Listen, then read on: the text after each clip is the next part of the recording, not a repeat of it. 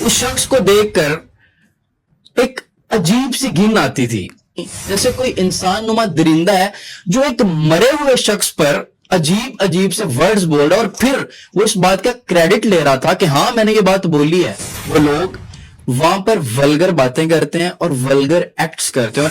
जब मैयत सामने पड़ी थी और लोग दुखी थे, उसी टाइम में इसने ये वाली वीडियो बनाई और उसका वो अजीबोगरीब थंबनेल बनाया।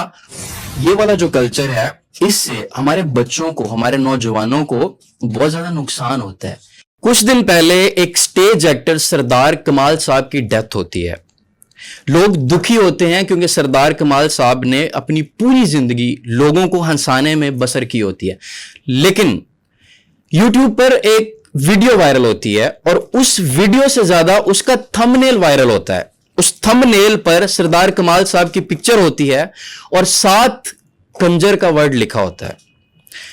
उस वीडियो के अंदर जो एंकर था या जो रिपोर्टर था, ना उसको आप एंकर कह सकते हैं ना रिपोर्टर कह सकते हैं, जो शख्स था वो जाहिरी हुलिये से किसी भी अच्छे खानदान से बिलोंग करता हुआ शख्स नजर नहीं आता था। क्योंकि कोई भी इंसान जब फौत हो जाता है तो उसने जिंदगी में जितनी भी गलतियां की हों, लोग उसको भूल जाते हैं और भूल भी जाना चाहिए, और उसकी जो अच्छी बातें होती हैं उसको डिस्कस करते हैं। लेकिन सरदार कमाल साहब उस तबके से बिलोंग करते हैं जिन्होंने अपनी जिंदगी लोगों को हंसाने में बसर की है, जिनके घर में जनाजे पड़े होते थे और वो स्टेज पे जाकर लोगों को एंटरटेन करते थे और उनकी शक्ल से बिल्कुल भी महसूस नहीं होता था कि वो दुख में है, क्योंकि वो जानते हैं कि हमारी कौम दुख में रहती है। हमारे पास बहुत सारे क्राइसिस हैं और एक कॉमेडी एक ऐसा जरिया है जिसके जरिए हमारा कुछ टाइम अच्छा गुजर जाता है, जिससे हमारे स्ट्रेस हार्मोन्स डोपामीन में कन्वर्ट हो जाते हैं और हमें खुशी महसूस होती है।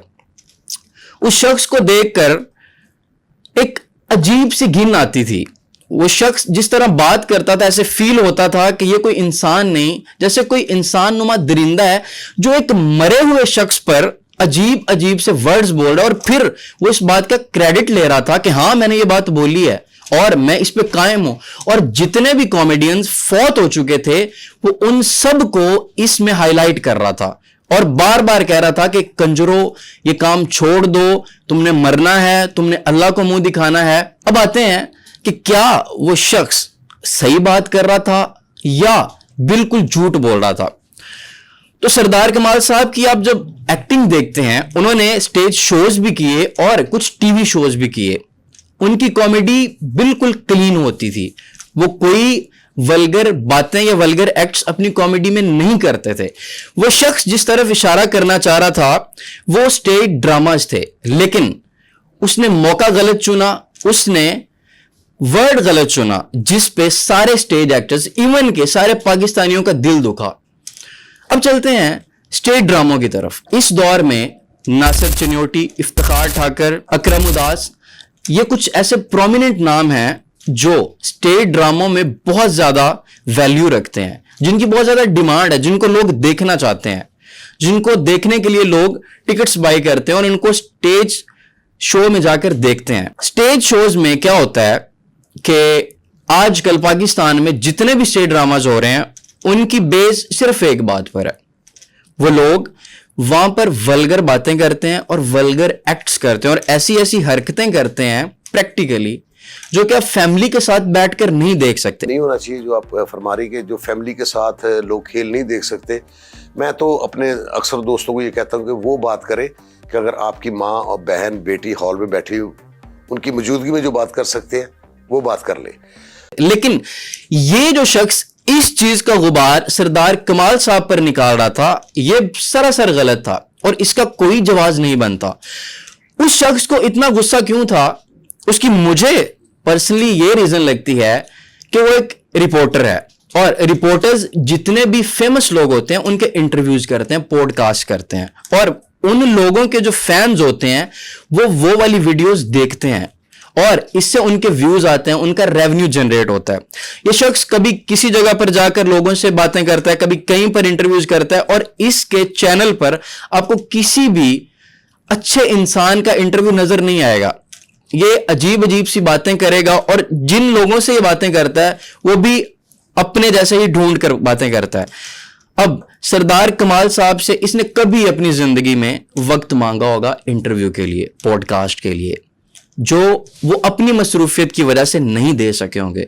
और ये इतना घटिया शख्स है कि इसने वो वाला गुस्सा, वो वाला गुबार, उनकी जब मैयत सामने पड़ी थी और लोग दुखी थे, उसी टाइम में इसने ये वाली वीडियो बनाई और उसका वो अजीबोगरीब थंबनेल बनाया और उसको YouTube पे अपलोड कर दिया और बाकी सोशल मीडिया प्लेटफॉर्म्स पे अपलोड कर दिया, जिस पर लोगों ने अलग अलग किस्म की आरा का इजहार किया। लेकिन 90% लोग इस इंसान को ही गालियां दे रहे थे, क्योंकि ये इंसान गालियां डिजर्व करता था, क्योंकि इसने बहुत घटिया बात की। अब चलते हैं स्टेज ड्रामाज की तरफ।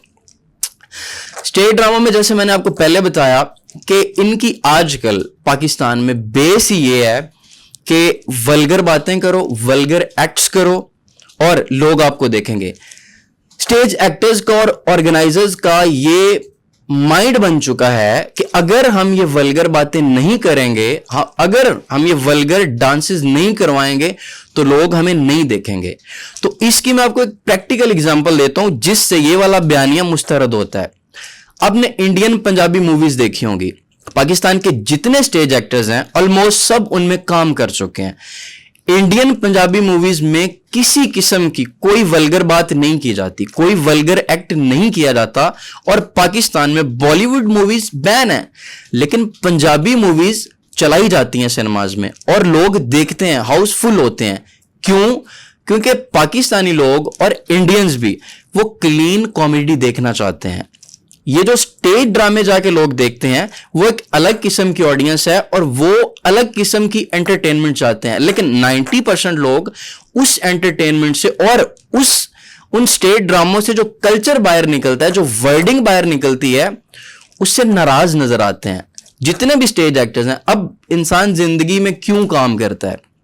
दो ही मोटिव होते हैं, पहला पैसा, दूसरा शोहरत। जितने स्टेज एक्टर्स हैं ये माशाल्लाह बहुत ज्यादा पैसा कमा चुके हैं और बहुत ज्यादा शोहरत, इवन के बहुत ज्यादा इज्जत कमा चुके हैं, क्योंकि ये लोगों को हंसाते हैं, उनको खुश करते हैं। तो अगर ये लोग इस पे स्टैंड लें और ये इस बात पे सोचें कि ये जो स्टेज ड्रामों का ऐसा कल्चर बना दिया गया है जिसको स्टेज में तो दूर बल्कि स्टेज के बाहर वीडियोस पे भी आप फैमिली के साथ बैठकर नहीं देख सकते, इस पर इनको सोचना चाहिए, इनको काम करना चाहिए। टाइम जरूर लगेगा लेकिन ये इतना काम कर सकते हैं। अब जितने भी स्टेज एक्टर्स लेने, नसीम, विकी, नासिर, चन्योटी, इफ्तिखार ठाकर, ये खुद ड्रामों के डायरेक्टर होते हैं। जो स्टेज ड्रामे चलते हैं उनके डायरेक्टर ये होते हैं, स्क्रिप्ट इन्होंने देना होता है। तो अगर आहिस्ता आहिस्ता ये वल्गर एक्ट्स और वल्गर बातें निकालना स्टार्ट कर देंगे तो इनको ऑडियंस भी मिलेगी। इनको अवाम पहले ही चाहती है, अवाम इनसे मोहब्बत करती है, इनकी मोहब्बत में मजीद इजाफा होगा। लेकिन ये वाला जो कल्चर है, इससे हमारे बच्चों को, हमारे नौजवानों को बहुत ज्यादा नुकसान होता है। जब भी हम कोई स्टेज ड्रामा देखते हैं, कोई रील देखते हैं या टिकटॉक पे कोई वीडियो देखते हैं, तो वो कॉमेडी किसी की माँ बहन पे की जा रही होती है। उस कॉमेडी की कोई बेस लाइन नहीं होती, कोई पंच लाइन नहीं होती, बस गालियां होती हैं और गालियों को घुमा फिरा कर दिया जाता है और उसको कॉमेडी का नाम दिया जाता है। मेरी रिक्वेस्ट है आप सबसे कि ये जो मैं फील कर रहा हूं या ये जो मैं बात कर रहा हूं, अगर आप मुझसे अग्री करते हैं तो इस वीडियो को ज्यादा से ज्यादा शेयर करें, क्योंकि अभी मेरी अकेली आवाज है। अगर आप लोग मुझे सपोर्ट करेंगे या कुछ और लोग इस पर कंटेंट बनाएंगे तो इंशाल्लाह एक टाइम आएगा जब हम अपने स्टेज ड्रामों में भी एक क्लीन कॉमेडी और फैमिली कॉमेडी देख पाएंगे। और ये जो स्टेज एक्टर्स और अवाम के दरमियान एक छोटा सा गैप है, जो लोग इनके लिए अजीब अजीब से वर्ड्स यूज करते हैं, तो उनको कोई मौका ही नहीं मिलेगा कि वो इस तरह की कोई बात कर सकें। कैसी लगी आपको आज की वीडियो? कमेंट्स बॉक्स में जरूर बताइएगा। Thank you.